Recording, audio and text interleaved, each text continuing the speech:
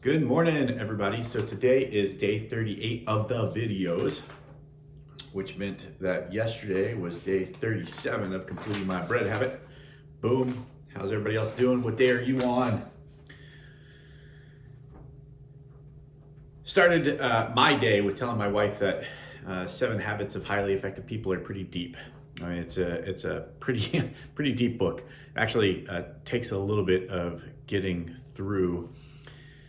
Mainly, I think, because the concepts are just really internal.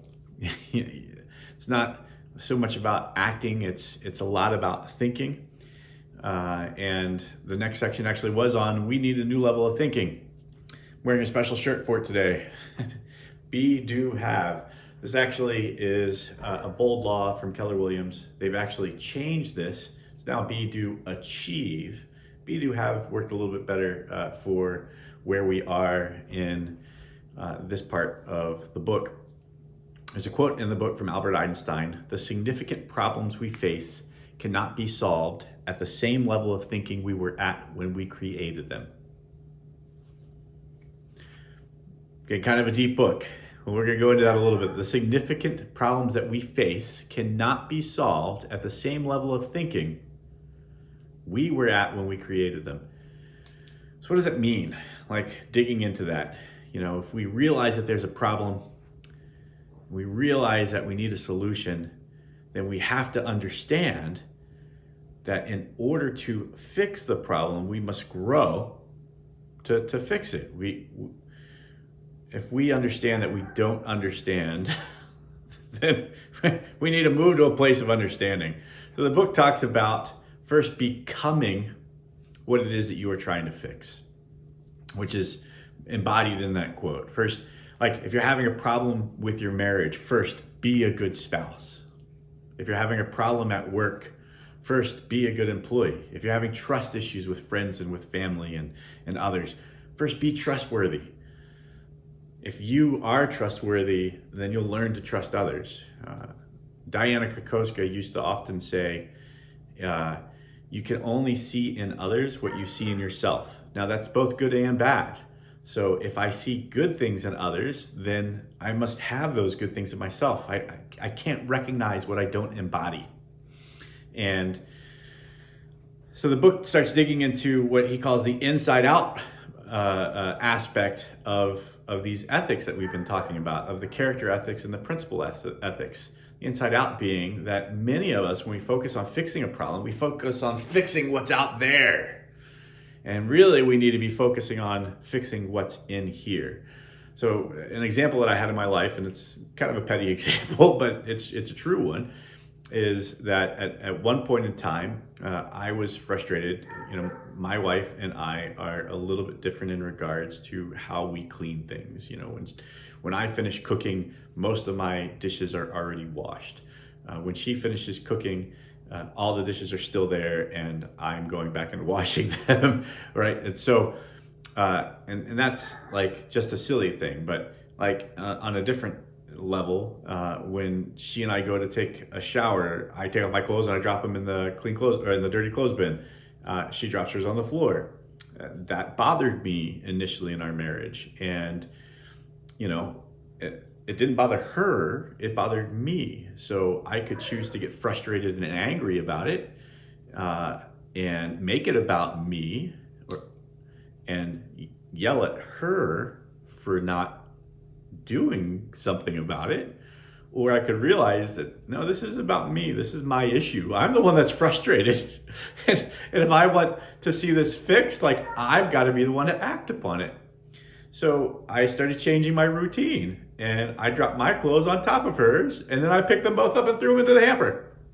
That was easy.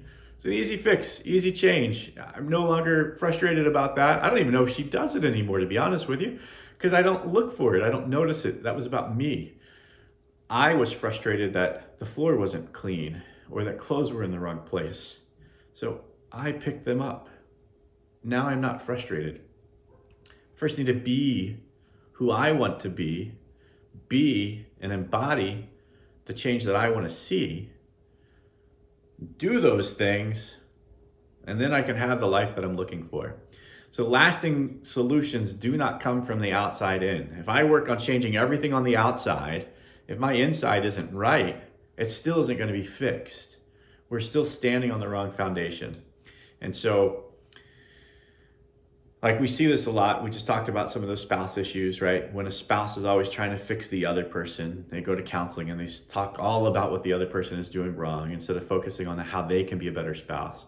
Labor disputes at work, it's always about what each side is doing wrong, right? What's the employee doing wrong? What's the employer doing wrong?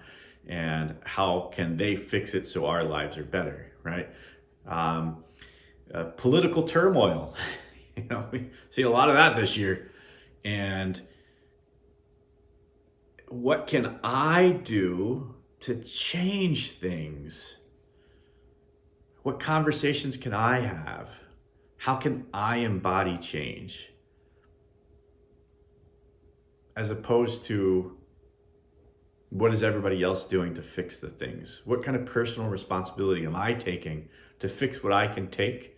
So we can change things at my level, and then at the family level, and then at the local level, and then at the state level, right? Like, movements grow. They don't start big. Now, where this gets difficult in the book, and where this gets difficult for me, and where this probably is getting difficult for you, is that's not what we're being taught right now. Right? It's all about influencers and that social media. So it takes us back to that personality ethic. This is the last time we're going to talk devoted to this. We're going to get into the 7 habits starting on this next video. And the reason we're spending so much time on this is because this book focuses all of its habit building off of realizing that your character ethics, these paradigm shifts, are crucial to lasting change.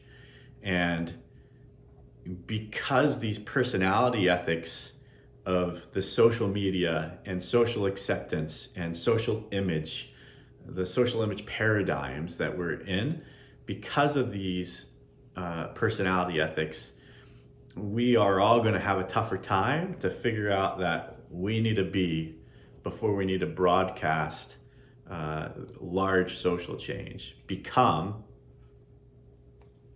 and then do, and then have. All of our habits are defined by our paradigms. That's the book. That's the 7 habits of highly effective people. The habits that we're going to be looking at, the habits that are part of these character definitions, are defined by our paradigms. So, take that for what it is. Thank you all very much. First time you've seen me in a t-shirt on these calls. I hope you enjoy it. I hope you're doing great with your habits. And we'll talk again tomorrow. And I just broke my Sharpie. Disappointing. All right, later.